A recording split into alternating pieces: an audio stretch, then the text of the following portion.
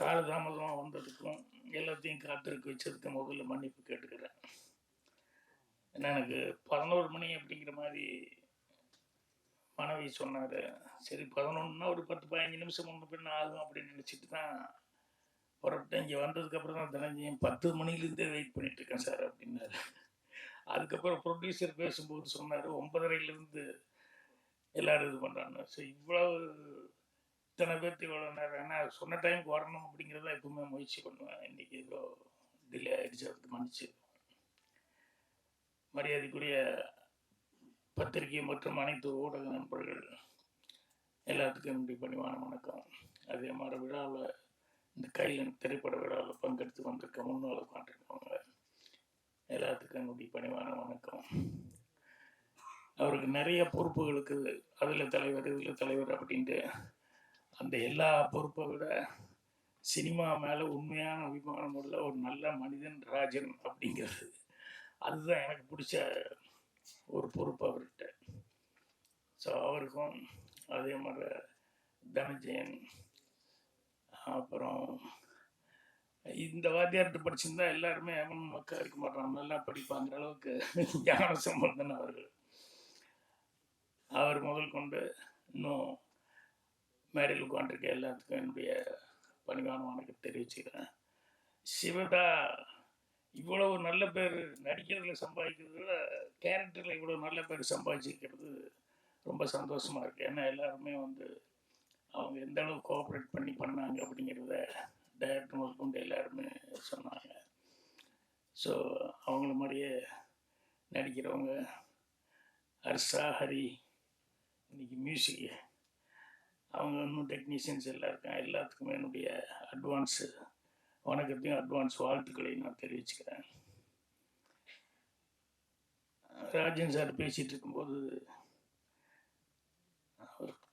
உண்மையாகவே தமிழில் அந்த ஆர்வம் இருக்குது, அதில் தமிழ் பேர் வைக்கலையே அப்படிங்கிறத பற்றியெல்லாம் கொஞ்சம் பேசினார். நான் அப்படியே யோசித்தேன், நம்ம ஏதாவது அப்படி தப்பு பண்ணியிருக்கோமா அப்படின்னா டார்லிங் அந்த படத்துக்கு டைட்டில் ஒரு டார்லிங்கோடு விட்டுருந்தா பரவாயில்ல, டார்லிங் டார்லிங் டார்லிங்னு அழுத்தம் திருத்துமா.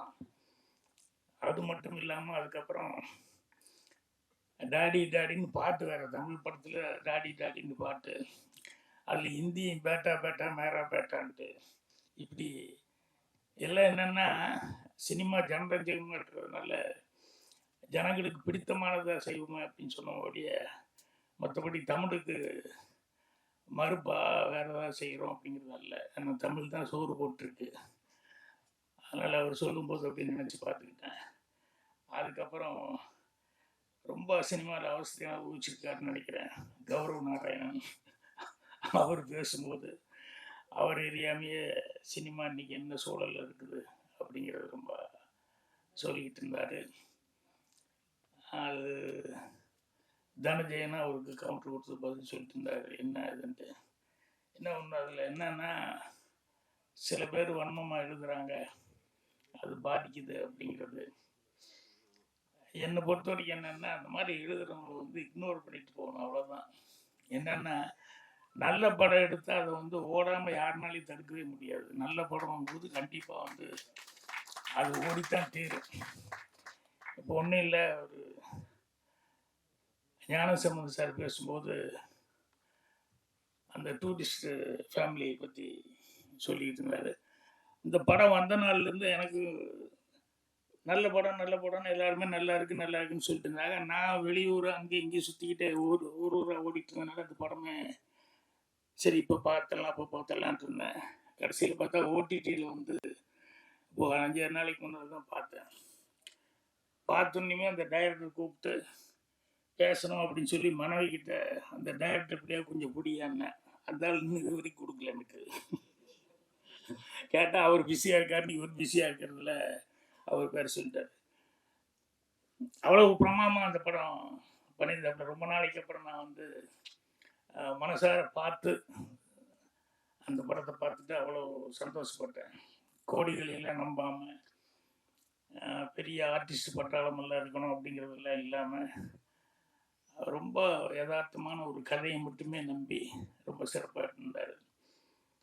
ஸோ அந்த மாதிரி நல்ல படங்களாக இருந்து அப்படின்னு சொன்னோம்னா என்ன விமர்சனம் வந்தாலும் விமர்சனம் எழுதுறவங்க கண்டிப்பாக சில பேருக்கு சிலது பிடிக்கல அப்படின்னா அப்படி தான் எழுதுவாங்க. சில பேர் கங்கணம் கட்டிட்டு அதுக்குன்னு நம்ம திறமை காமிக்கணும்னு சில நேரங்கள் விமர்சனங்கள் அப்படி தப்பு தப்பாக எழுதுவாங்க.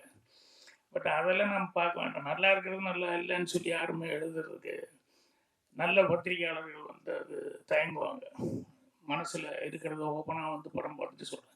அதில் தான் நிறைய படங்கள் சின்ன படங்கள் போய் அவங்க சொல்லிட்டு இருந்த படங்கள் எல்லாமே ஓடிட்டுருக்கு. இந்த படத்தினுடைய தயாரிப்பாளர் முதல்ல பேசும்போது வாத்தியார் இருப்பார், தமிழ் இவ்வளோ சிறப்பாக பேசுகிறாரு அப்படின்னு சொல்லிட்டு நான் ராஜன் சார்கிட்ட கேட்டுட்டு இருந்தேன். இல்லை இல்லை ஸ்கூல்ஸ் கரஸ்பாண்டன்ட்டு அப்படின்னாரு.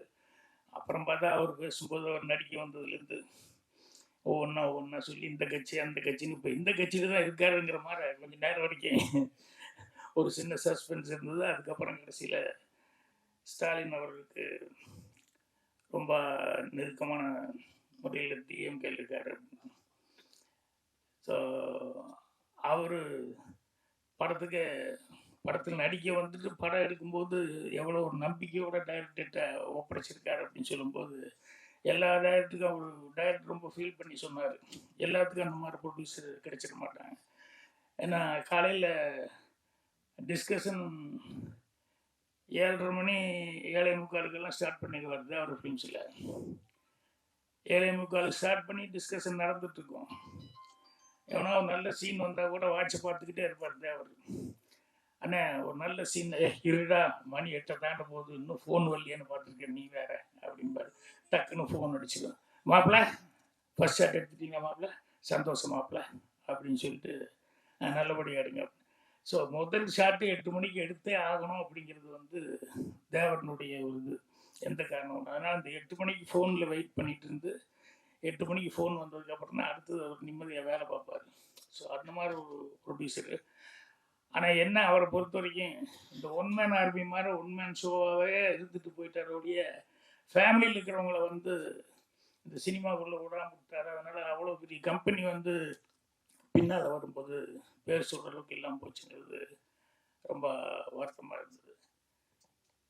அப்புறம் அந்த படம் தமிழ் இன்னொரு தடவை முதலேருந்து படிக்கணும் போல் இருக்கு எனக்கு. இந்த கையிலன்னு பேர் கேட்டது வந்து என்னடா நிறைய படங்களுக்கு தெரிய டைட்டில் இப்போ வைக்கிற டைட்டில்லாம் பார்த்தா எங்கே தேடி எடுத்தோன்னா சங்க காலத்தில் தேடி எடுத்தோம், அதில் எடுத்தோம், இதில் எடுத்தோம்னு சொல்லிட்டு ரொம்ப கஷ்டப்பட்டு தேடி எடுத்திருக்காங்க. அப்புறம் அன்றைக்கே ஒரு தடவை கேட்டுக்கிட்டேன் கையில் என்ன மீனிங் அப்படின்னு சொல்லிட்டு. கவலை இல்லாத மனிதன் அப்படின்ட்டு ரொம்ப நேர்மையானவன் அப்படிங்கிற மாதிரி நிறையா அர்த்தம் சொன்னாங்க. ஸோ எல்லோரும் இந்த படத்தில் பேசினவங்க எல்லாரும் எவ்வளோ கஷ்டப்பட்டுருக்கோம், இந்த படத்துக்காக எவ்வளோ உழைச்சிருக்கோம் அப்படிங்கிறத அவங்க பேசுனதில் வந்து புரிஞ்சுக்கிட்டேன். அதனால் மீண்டும் ஒரு முறை இதில் நடித்தவங்க டெக்னீஷியன்ஸ் எல்லாத்துக்குமே அட்வான்ஸு வாழ்த்துக்களை வந்து தெரிவிச்சுக்கிறேன். நான் எனக்கு டெய்லர் அனுப்பிச்சி விட்டாரு, நீங்கள் வர்றதுக்கு லேட் ஆகுதுன்னு சொல்லி வர்ற வழியில் பாட்டு வந்துடுங்கன்னு.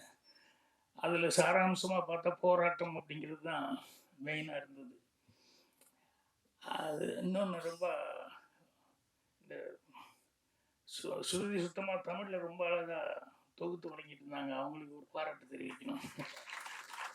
ஆமாம், அவங்க நல்லா பேசுகிறாங்களேன்னு பார்த்துக்கிட்டு இருந்தேன். திடீர்னு டைரக்டருக்கு ஒரு இன்ட்ரடக்ஷன் ஒரு கவிதை கொடுத்தாங்க பாருங்க, ரொம்ப பிரமாதமாக இருந்தது. ரொம்ப ரசித்தேன் நான். அது யார் எழுதுனது? ஐயோ சரி, யார் எழுந்தாலும் ரொம்ப நல்லா எழுதிங்க, ரொம்ப நல்லா படிச்சிங்க நீங்கள். அது அந்த டைரக்டருக்கு ஒரு டானிக் கொடுக்குற மாதிரி ரொம்ப. ஸோ போராட்டம் அப்படிங்கிறது வந்து அதுதான் மெயின் அப்படிங்கிறது புரிஞ்சுக்கிட்டேன். போராட்டம் இல்லாமல் வாழ்க்கை இல்லை. அது போராட்டம்னு சொன்னோடனே என் குருநாதர்லேருந்து ஸ்டார்ட் பண்ணிட்டேன். எங்கள் டைரக்டர் ஃபஸ்ட்டு படம் 16 வயதில் அவர் இந்த மயிலுன்னு ஒரு கதையை வச்சுக்கிட்டு ரொம்ப நாள் அவர் சுத்தாத கம்பெனி இல்லை, போகாத இடம் இல்லை. என்எஃப்டிசிலேருந்து எல்லா இடத்துக்கும் எவ்வளோ போராட்டம் பண்ண முடியுமோ அவ்வளோ தூரம் போராடிக்கிட்டே இருந்தார் அந்த மயில் கதையை. அது கடைசியில் வந்து பொள்ளாச்சியிலேருந்து ஒரு தேங்காய் வியாபாரி ராஜ்கிரண் சார் அப்படின்னு சொல்லி அவர் வந்து தான் அவருக்கு வந்து விடிவு காலம் வந்தது. அது வந்தோடனே அதே மாதிரி ஃபஸ்ட்டு டே எல்லாம் கதையெல்லாம் சொல்லி எல்லாம் ஓகே ஆகி பாட்டு ரெக்கார்டிங் எல்லாம் பண்ணிட்டு ஷூட்டிங் போகலான்னு புறப்பட்டு போனால் இங்கேருந்து கொள்ளைகால் பக்கத்தில் ஷூட்டிங். பெங்களூர் போய் இறங்கி அங்கேருந்து போனோம். போய் இறங்கி எனக்கு அதுதான் ஃபஸ்ட்டு அட்வான்ஸ் கொடுத்தாங்க. ஒரு 150 ரூபா ராஜ்கண்ணு சார். நம்ம தான் ஷூட்டிங் போகிறோமோ நமக்கு என்ன அங்கே சாப்பாடு கிடைக்க போகுது, வேறு என்ன செலவு இருக்க போகுதுன்னு அது வரைக்கும் எனக்கு டீ காப்பி எல்லாம் வாங்கி கொடுத்தாங்களே. அவங்களெல்லாம் கூப்பிட்டு போய் வாங்கன்னு சொல்லி சினிமா கூப்பிட்டு போய் பிரியாணி கிரியாணி எல்லாம் வாங்கி கொடுத்து எல்லாம் செலவு பண்ணிட்டு 5 ரூபாய் 10 ரூபாய் வச்சுக்கிட்டு போயிட்டேன். பெங்களூரில் போய் இறங்கணுன்னே ஷூட்டிங் கமலஹாசன் இல்லை, டேட் இல்லை, கேன்சல் ஆகி போச்சு அப்படின்ட்டாங்க.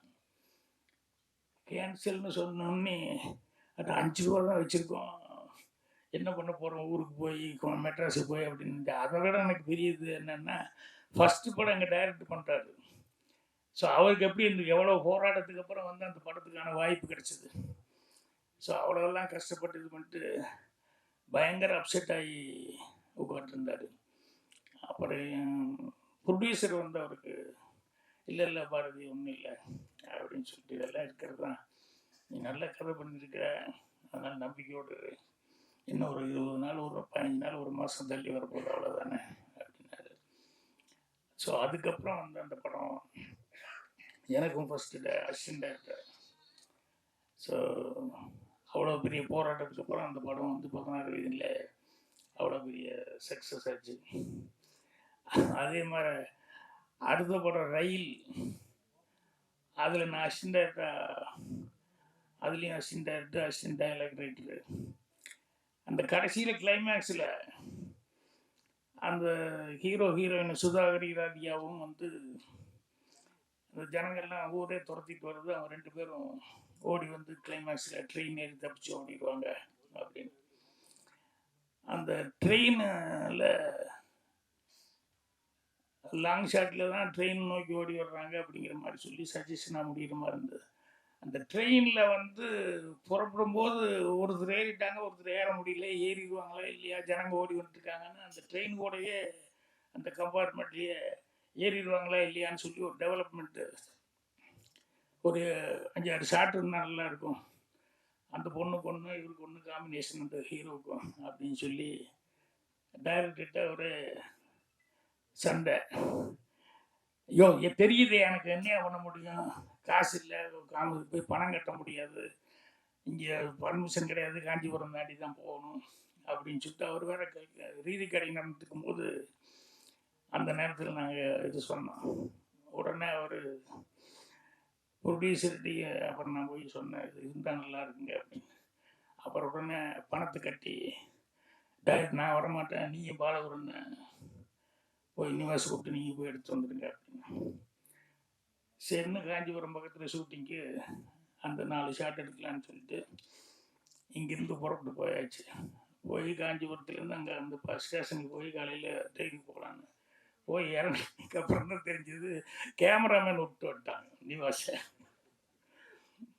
கேமராமேனே இல்லைன்னு வந்தோடனே அப்புறம் பார்த்தா கேமராமேனு மெல்ல ஆஃபீஸுக்கு போயிருக்காரு.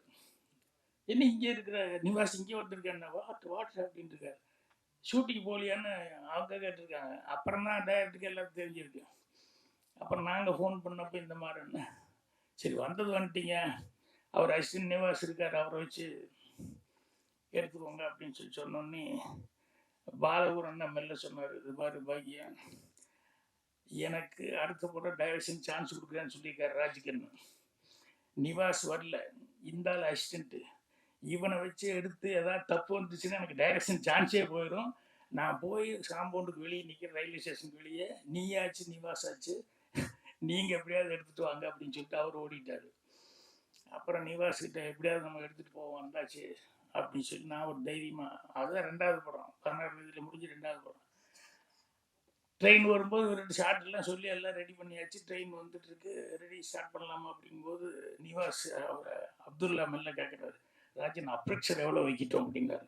போட்டாங்க அப்படின்னு எனக்கு நல்லா பயங்கர கோபம் வந்துச்சு. நானே புதுசு அசிஸ்டன்ட் ஆகிட்டு கேமரா பற்றி எனக்கு என்ன அது, எங்கிட்ட போய் அப்ரேக்சரை பற்றி வைக்கிறது இஷ்டத்துக்கு அப்படின்னு சொல்லி. அதுக்கப்புறம் எங்களுக்கு என்ன, எனக்கு என்ன போராட்டம்னா, திரும்பி போனதுக்கப்புறம் என்ன பாலகுருவே எடுக்கல, நீ என்ன எதுக்குன்னு சொல்லி எங்கள் டேரக்டர் ஏதாவது திட்டுனா என்ன பண்ணுறது அப்படின்னு சொல்லிட்டு வந்து ரஷ் பார்க்குற வரைக்கும் எங்களுக்கு பெரிய பிரச்சனையாக இருந்தது.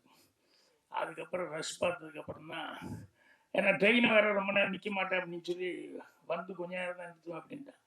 நான் அது அந்த நேரத்தில் ஏதோ யோசனை பண்ணி அந்த ட்ரெயினில் அவன் நிற்கிறது மட்டும் முதல்ல எடுத்துகிட்டு ட்ரெயின் போகிற வரைக்கும் விட்டுட்டு, அதுக்கப்புறம் அங்கே இந்த ட்ராக்கெல்லாம் ரிப்பேர் பண்ணுறதுக்காக ஒரு வண்டி மாதிரி வச்சுருப்பாங்க, ஒரு ட்ராலி மாதிரி.